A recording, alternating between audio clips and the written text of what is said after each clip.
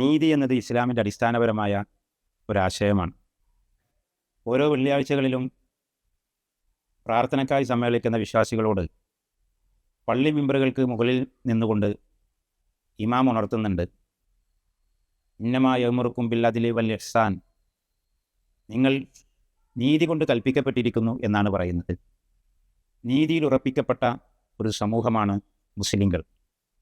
നീതി എന്നുള്ളതിൻ്റെ വിശാലമായ അർത്ഥം അത് കേവലമായ ഏതെങ്കിലും ഒരു വിഷയത്തിലേക്ക് ചുരുക്കാൻ പറ്റുന്ന ഒന്നല്ല. നമ്മുടെയൊക്കെ നാട്ടിൽ റേഷൻ കടകളിൽ തിരക്കുള്ള സമയത്ത് ആളുകളെ മുൻഗണന നിശ്ചയിക്കുന്നത് റേഷൻ കാർഡ് ഇങ്ങനെ കൊണ്ടുപോയി അട്ടിക്കട്ടിക്ക് വെക്കും.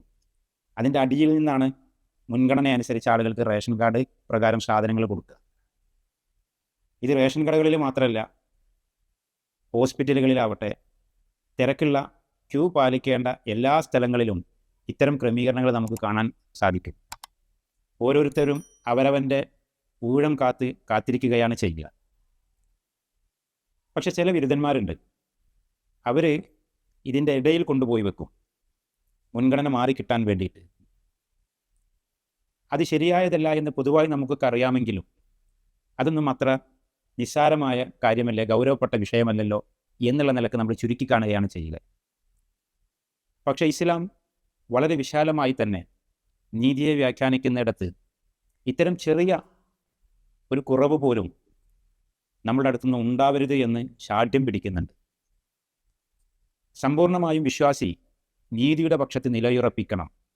അത് ശത്രുവിനോടോ മിത്രത്തോടോ എന്ന് വ്യത്യാസമില്ലാതെ അവൻ്റെ പൊതുജീവിതം, സാമൂഹിക ജീവിതം, കുടുംബജീവിതം, വ്യക്തിജീവിതം നീതിയിൽ അധിഷ്ഠിതമായിരിക്കണം എന്നുള്ളത് ഇസ്ലാം നിഷ്കർഷിക്കുകയാണ്. നിങ്ങളുടെ വേഷം, നിങ്ങളുടെ ആചാരാനുഷ്ഠാനം അതെന്തോ ആയിക്കൊള്ളട്ടെ, നിങ്ങൾ വിശ്വാസത്തിൻ്റെ അടയാളം പ്രദർശിപ്പിക്കപ്പെടുന്നുവെങ്കിൽ നിങ്ങളിൽ നന്മയുടെ, നീതിയുടെ അംശമുണ്ടാവണം എന്നുള്ള ഉയർന്ന സാമൂഹികമായ ഒരു പാരാമീറ്റർ, ഒരു മാനദണ്ഡമാണ് ഇസ്ലാം വെക്കുന്നത്.